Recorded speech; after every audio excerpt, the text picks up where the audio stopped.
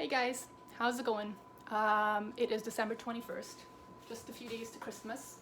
And for us, Christmas is a pretty special time, not just because we've got a little guy who still feels a lot of magic around this time of year. The magic is extra potent. The magic is extra potent because it's also a birthday. My son was born on Christmas Day.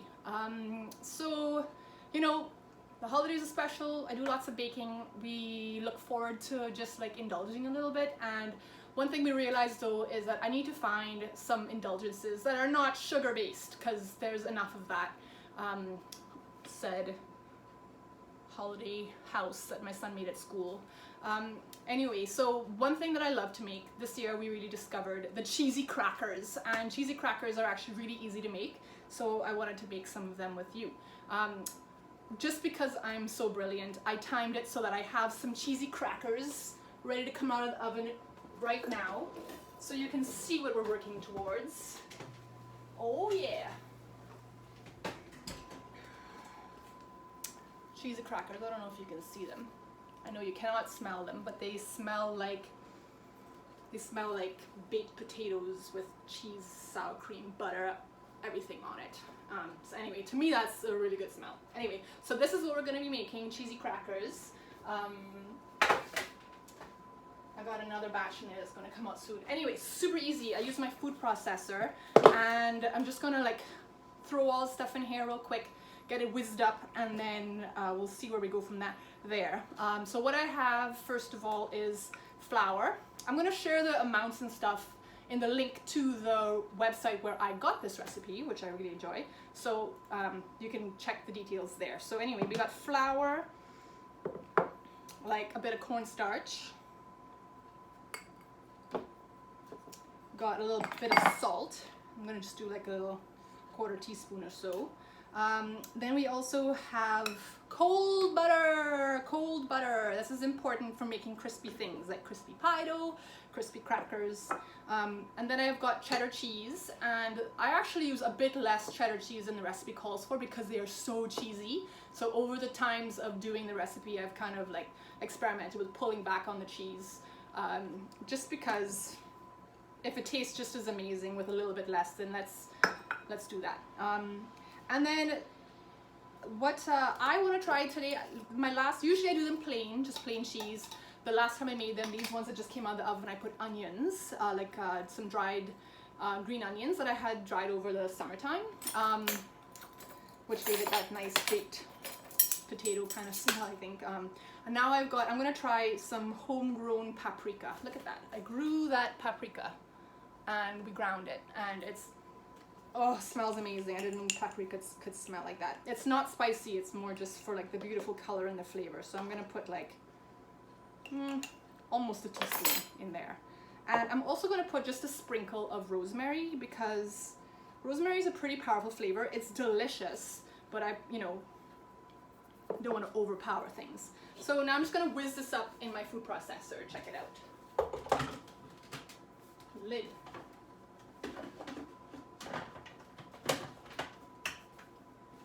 And I've got my eye on it.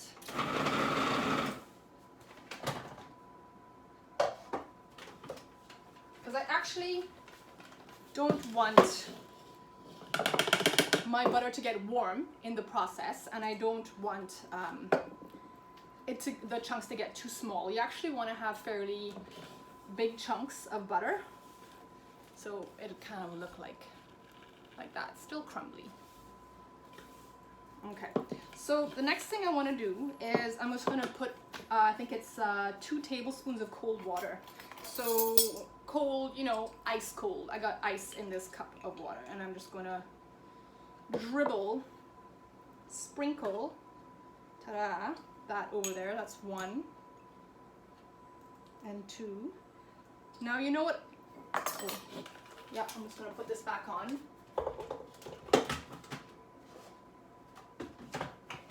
And we're going to go, what the heck?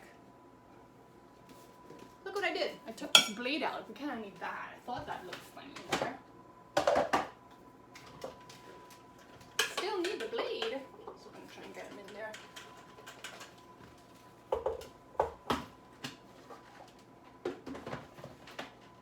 I'm gonna go pulse, pulse, pulse, pulse.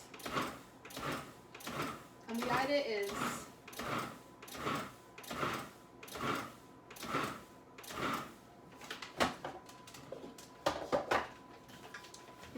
that this starts to come together a little bit. Now I can see, I could think I need a bit more liquid in here. I'm just going to put a tiny amount. So it's, you know, it's still crumbly, but it's coming together. So I'm just going to put another little drizzle. Not a lot, just a drizzle, because you'll be amazed how that water gets around.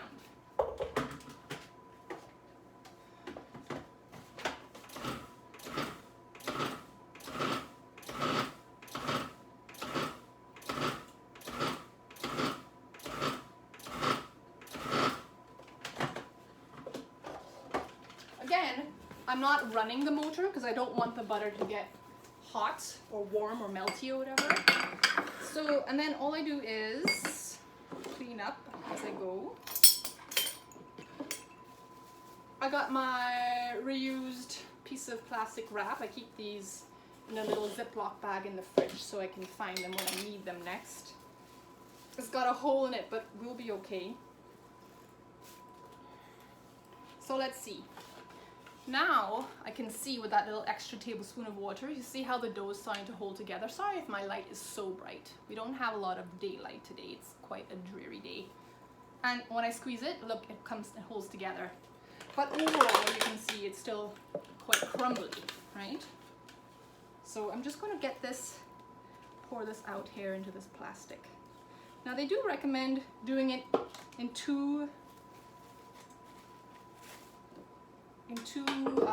packets. So this is about half of it, and I'm literally just forming it inside the plastic wrap. That way my countertop isn't all dirty yet. It'll get there. So this is a good sign. You see how it's all sticking together. Comme ça. So I'm just making like a little patty, a little brick of cheesy yum yum. You can see the little bits of paprika. Okay, you know what I'm gonna do? Look at me, I'm gonna conserve once again. I'm gonna put this here because I'm gonna do the second one. Just on the same, this big enough, I think, that I can just use the same piece of plastic.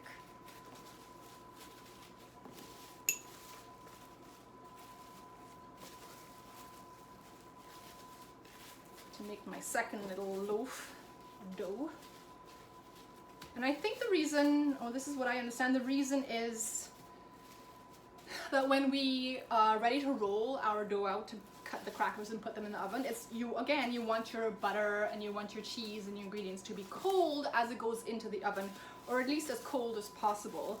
So oftentimes you'll see recipes where you like roll out your cookies and then you put them back in the fridge to chill before you put them in the oven, because that step is pretty important as far as like crispness goes. So here's my second little brick. I've got this layer of plastic over the top. I'm just going to put my second brick. It's getting back together again.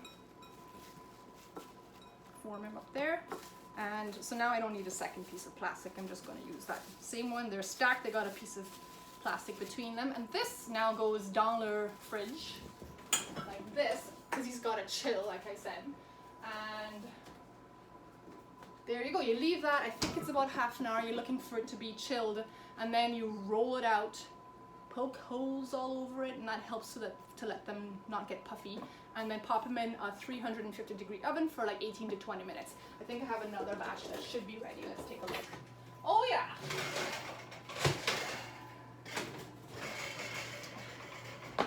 Need two hands closed up.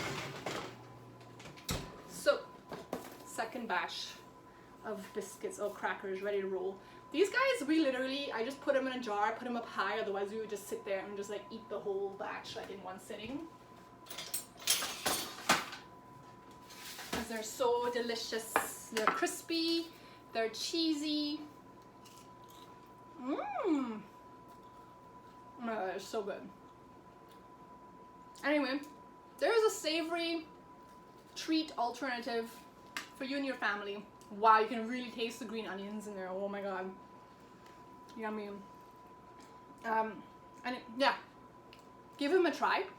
I'll share the link below as well, so you can check out the details on that. And Merry Christmas. Talk to you later. Bye.